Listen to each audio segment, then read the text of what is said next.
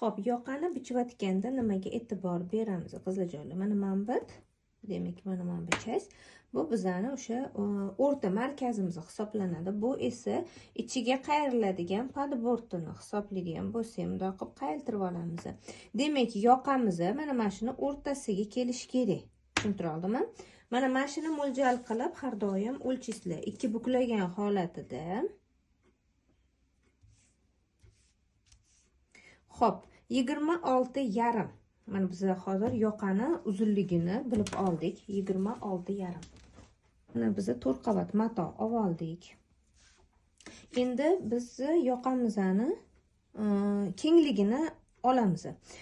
8 cm dan 12 cm gacha yoqani kengligini olsanglar bo'ladi. Biz hozir 10 cm olamiz.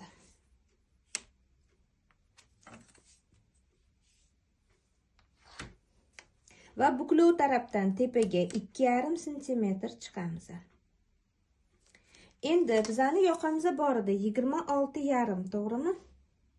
Mana shu 26,5 ni belgilab va aylana hosil qilamiz. Mana bu yoqamiz.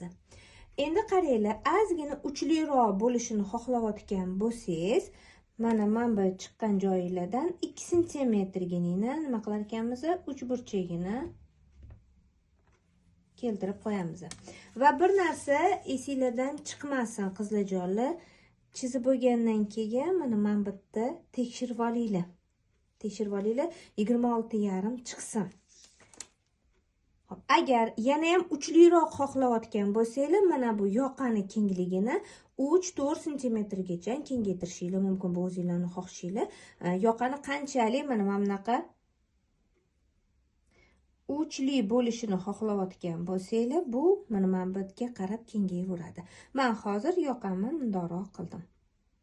Ya'ni jayam uchli bo'lib tushmayapti.